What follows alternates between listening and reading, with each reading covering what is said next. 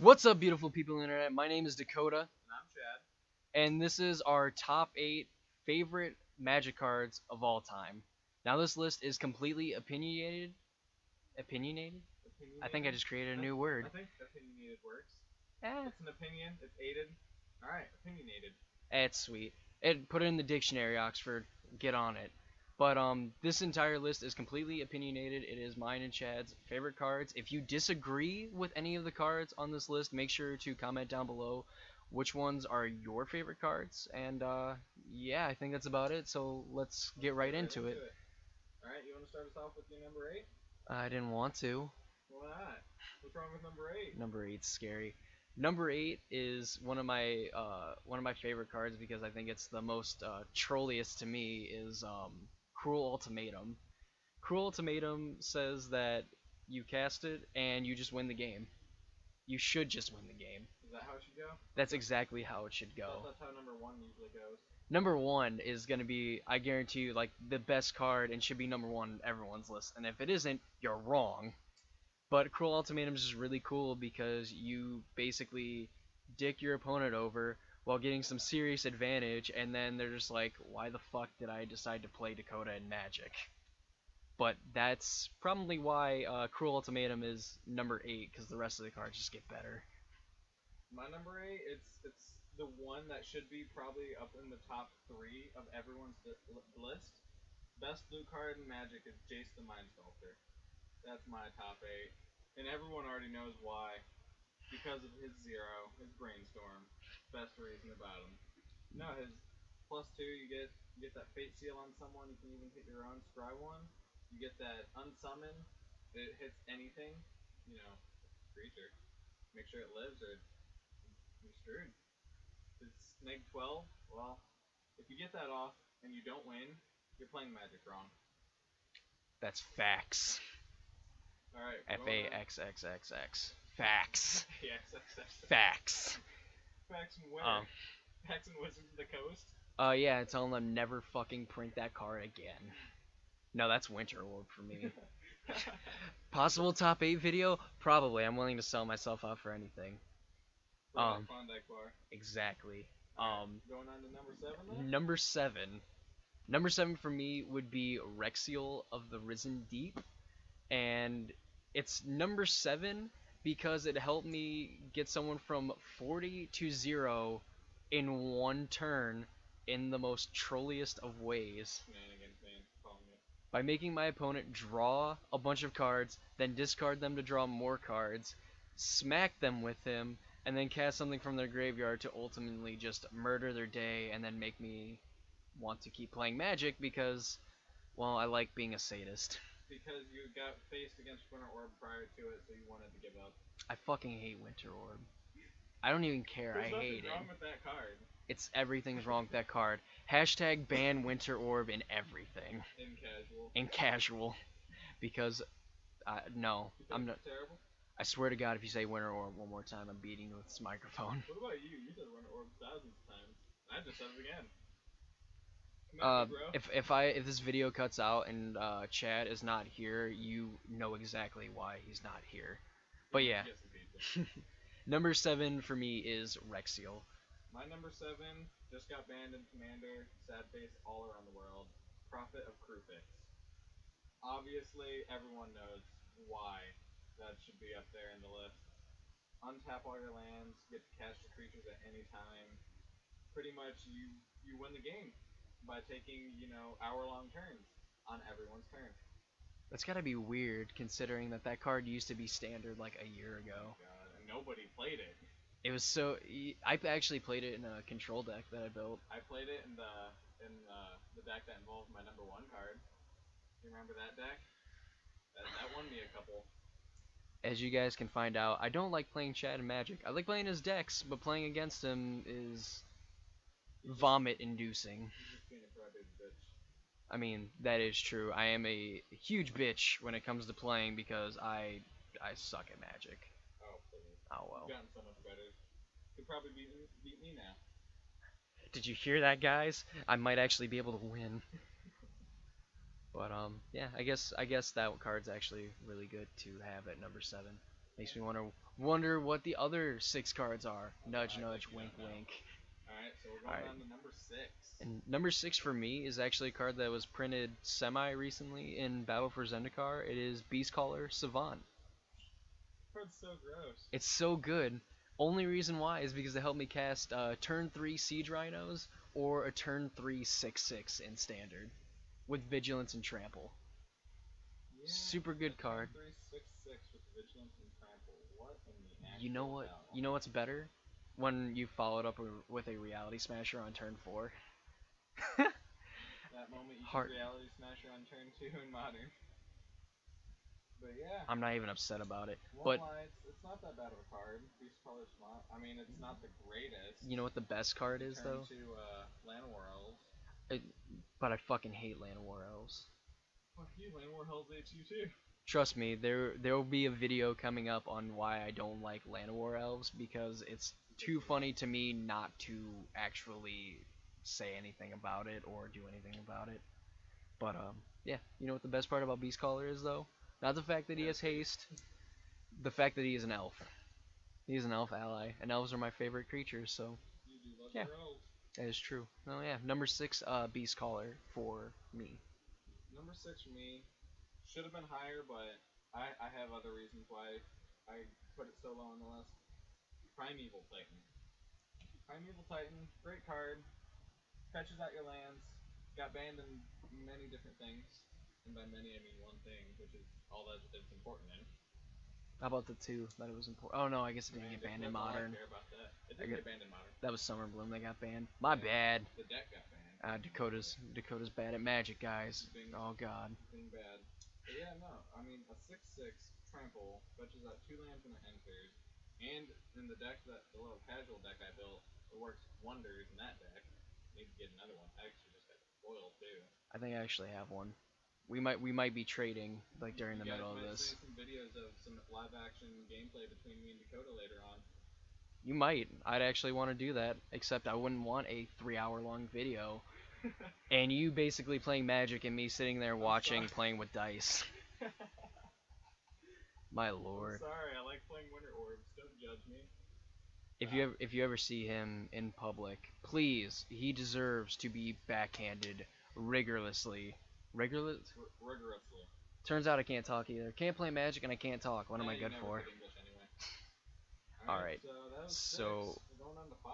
This is gonna take forever. Oh, you'll be fine. I love it.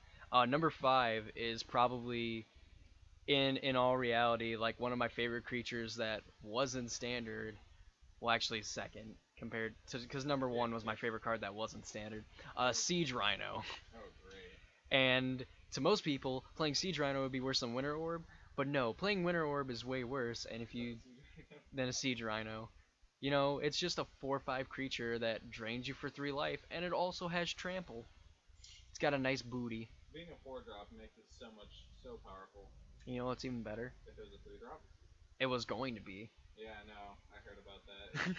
That would have been dumb. Even if it only drained for 2 life, it would have been dumb if What? they made it a 3-drop. A 3, even if it like got downgraded, it was a 3/4 with Trample that made you drain 2 life for 3 mana. Yeah, that Still would be better than Anafenza. It'd be the most broken card in Standard. I guarantee you it would have seen at least like $30. Not in foil. But now it's only a puny $2 card. And I love it. But yeah, that is number 5 for me is Siege Rhino. Number 5. Not many people heard of this card until I played it. Engulfing Slagworm. You wouldn't think, a 7/7 with lifelink and supposedly Death Touch would be a great card for 7 mana, but when that Death Touch takes effect before damage takes place, it hurts pretty bad. Turns out it's pretty good. It was the first big green creature I ever played. That's why it hits top 5 in mine. Palaka Worm. Palak. Just play That was the Palaka second Worm. big creature I played. Oh man, I wonder if it's on this list. Probably not. Trash. Alright, going on Alright. to number 4. Number 4. Oh man, I fucked up. Dude, Number 4. Number 4 for me is actually Primetime. it should have been rated higher on mine, but I had other reasons. and it's only rated 4 on mine because personally I only started playing it because I knew it was a super like slap you in the face and then I'm gonna slap you again the next turn or the same turn from the same deck that was made famous in Modern like six Summer Bloom. months ago. The Summer Bloom, the Amulet Bloom, Amulet Bloom deck. But yeah, that's my number 4 is Prime Time. Alright, my number 4, it's one of the most underrated white cards ever. And no, it's not mode because that's super overrated. It's Angelic Arbiter.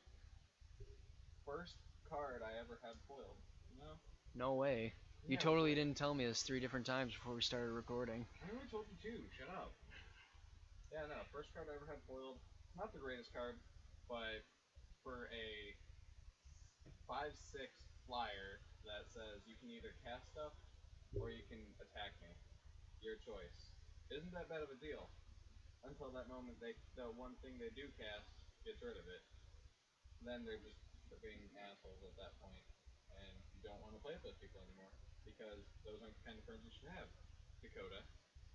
I can't hold all this removal.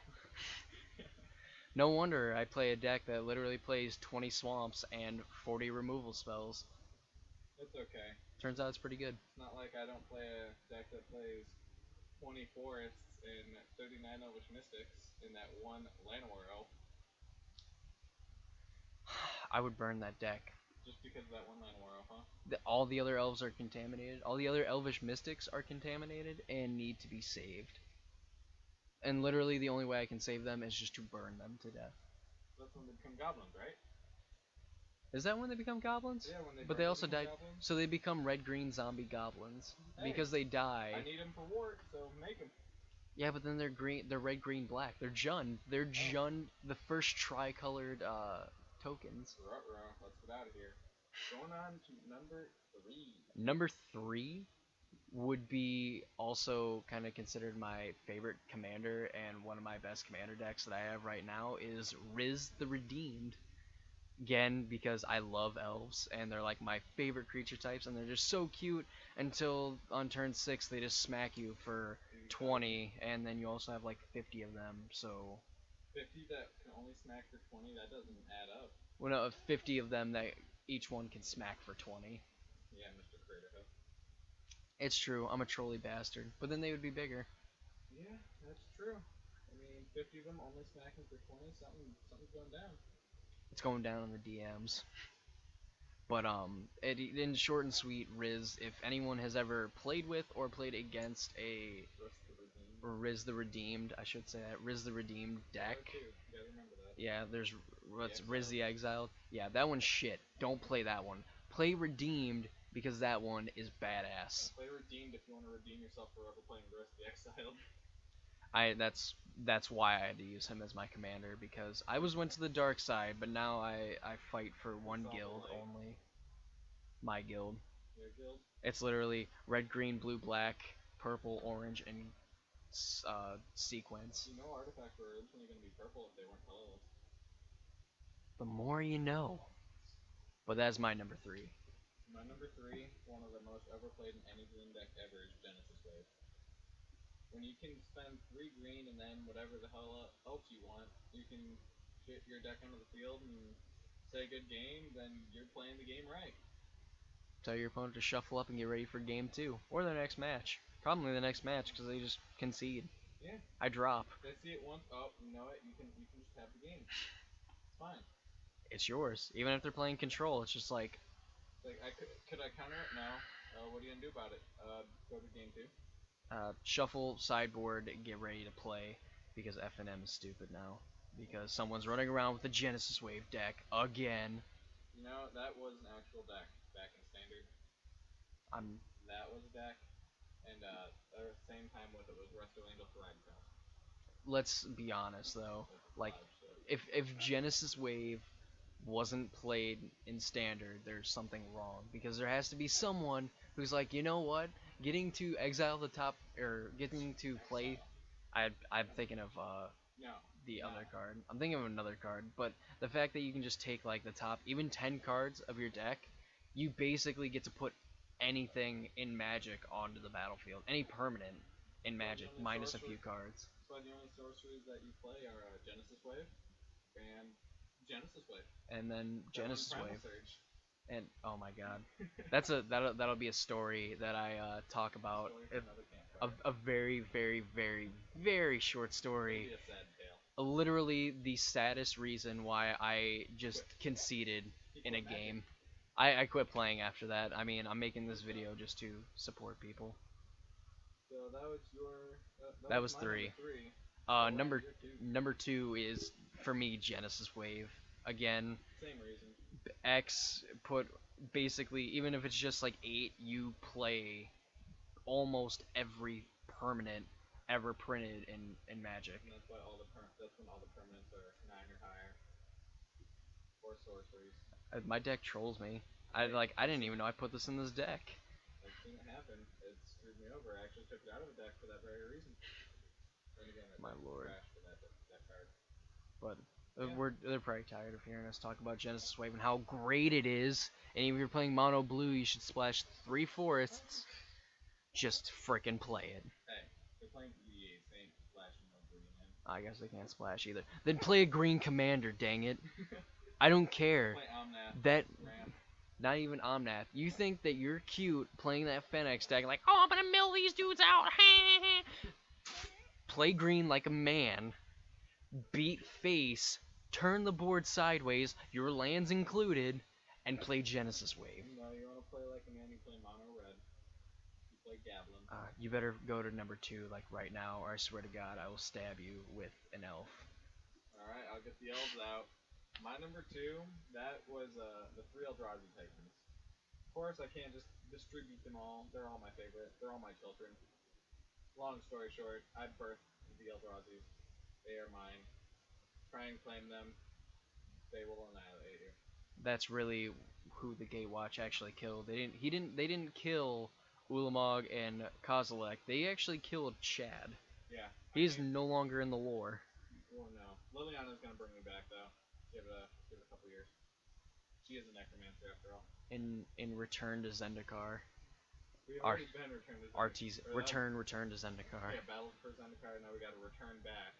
And that's when Emrakul's gonna come back. Oh man, that's gonna take forever. That's gonna suck. Right. Like having no not Ulamog.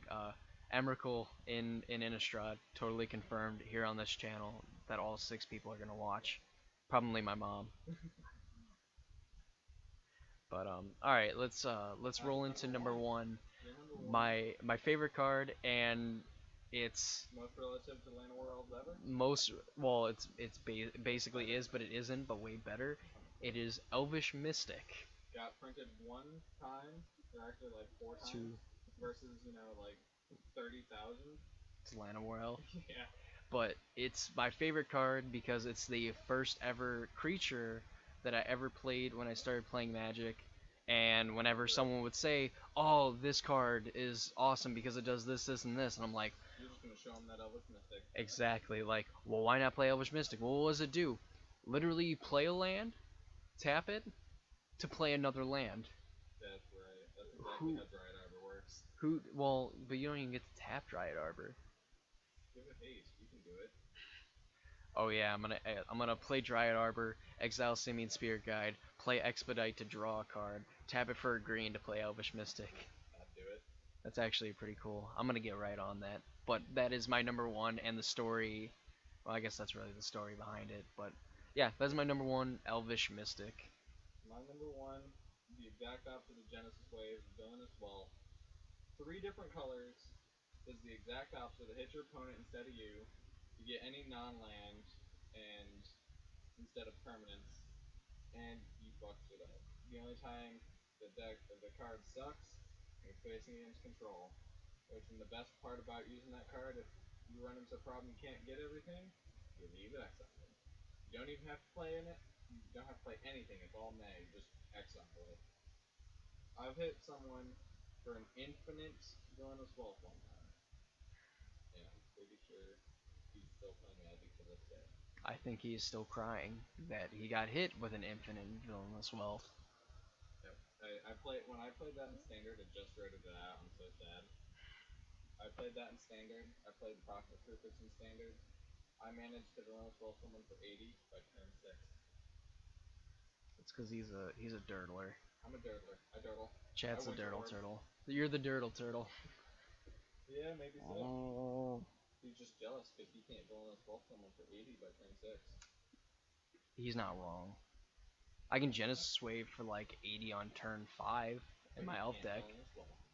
Well, Get blue and black. that and I need an honorable mention. My favorite land, even though I like the Tron lands and stuff, favorite my favorite land is Gaia's Cradle because Yeah. that's how my deck Genesis gonna waves for second 80 on turn. I was gonna second that. I didn't even.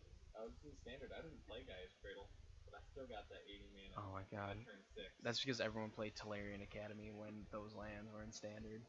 No, everyone played Gaia's Cradle. Every deck was mono green. Well, it's either mono green or it's mono artifacts and just plays Gaia's Cradle or not Gaia. Yeah, Mono artifact. Just play both. Play a blue deck, have it filled with artifacts, and when someone's like, "Oh, where's your Tolarian Academy?" and you just show them Gaia's Cradle, and you're like, "This land is better." In every single way. And you know what they do when they go to blow it up? You tap it for mana. You give it hexproof in some mysterious way. I'm pretty sure there is a way to give permanent hexproof, but I don't know. I think it's I actually know what it's called. It's a white and green card that gives all other permanents. I remember it. I'll throw in. It's an enchantment. It's a green white enchantment. Yeah, privileged possession or something. Yeah, I'll throw up a picture of the card that we're talking about at the end of the video. Well, I do. Even though 3 people are gonna watch this, 2 times being my mother, I want her to know that her son is spending way too much money on this game. Just kidding. Keep doing it. I've spent probably a combined amount of $3,000 on Magic. My God. It's way too much to spend on Magic. I've seen one guy's collection while I was at the shop. Spent $150,000 on Magic. Nothing but original dual lands. I think that's where we're gonna end this top 8. I think we just discouraged like a bunch of people that were like, "Oh, this game's gonna be fun," and then the last 5 minutes, I don't think I really want to anymore. I think it's kind of expensive. Yeah, it's very expensive, but it's so It's- much fun. It's worth it. It's true. Keep you off drugs, kids. You'll never be able to afford it. Ain't that the truth? Right? Unless you're, a millionaire, you're not getting any drugs. Just constant magic. But you know what? It's okay. Because magic can make you your money back. This is true. Drugs can only do it by putting you in prison. He is I'm- actually not wrong. I'm half right. But this is gonna be the end of the video. Thank you guys so much for watching and sticking around for this extremely long video. I was really not thinking it was gonna be that long, and I told you it'd be a long time. It'll be aight.